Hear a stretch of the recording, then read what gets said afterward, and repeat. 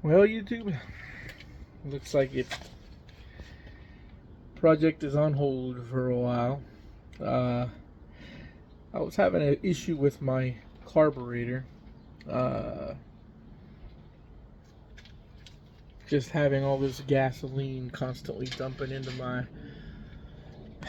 the engine. No matter what I did, no matter how much I adjusted the float bowls, I still had gas getting through. I thought I had just maybe a needle and seat issue. I checked them, they looked fine.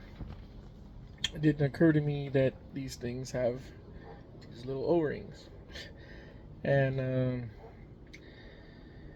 I went ahead and bought a new pair from Jegs and slapped them in here the other day. Fired it up, and I'm assuming that because of all the oil that had been in there before, even though I changed the oil, all that gas that was mixed with it just washed out the bearings and caused me to throw a rod. So I'm gonna need a new engine now. But this is a lot of time wasted, money wasted. You know, I spent the last few months trying to get her road ready. Got these new valve covers. Spent a lot of time getting the spark plug wires routed the way I wanted them, which was down below the headers, up and around the backside, so I could show off my valve covers without having a bunch of ugly wires hanging over them like I see on other people's cars. Not trying to knock anybody else, it's just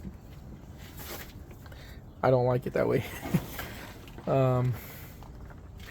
64 Impala, you know, got the edelbrock aluminum heads on it, RPM air gap intake manifold, 650 vacuum secondary, Proform carburetor, brand new air filter, brand new breather, Sanderson shorty headers, AGR steering box that I installed. As you can see here, it's AGR. Got rid of the slave cylinder and put that in. Quick ratio steering box. It handled really well. One wire alternator. Even with my alternator, what I did was I routed the one wire to actually run along with my battery cable to the starter. That way it charged it there instead of having wires coming across here and going up to the positive terminal. Black Magic Flexolite fan. Have this 4-core dimple tube aluminum radiator, custom made with brackets. I just as some of you have seen, I just finished putting in my airbags. I just got everything dialed in for the airbags. And let me show you what happened here.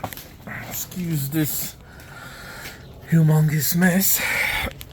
But yeah, get the hell out of my way, you and your cats.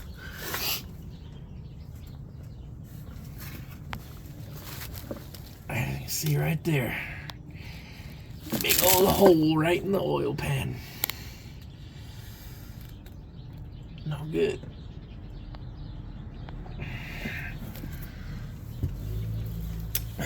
But the airbags still work.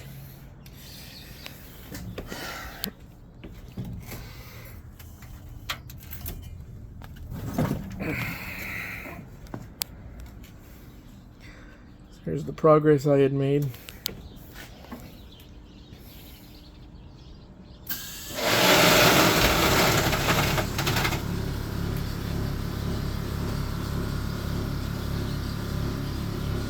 Yep. All that noise that you hear is just shitty bushings up in the control arms and whatnot, squeaking like hell.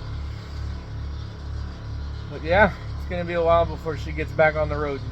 Just that right there was the last step, was replacing the needle and seat. I guess it was did it a little bit too late. So looks like we're gonna be possibly getting a short block for it, or I might get a full kit, but thinking I'm gonna go 383 stroker rather than try to do an LS swap like everybody else is doing. Feel like I can get way more horsepower for a lot less money and still keep the old school look, you know, of a carburetor. Yeah, it's the way it goes sometimes, I guess.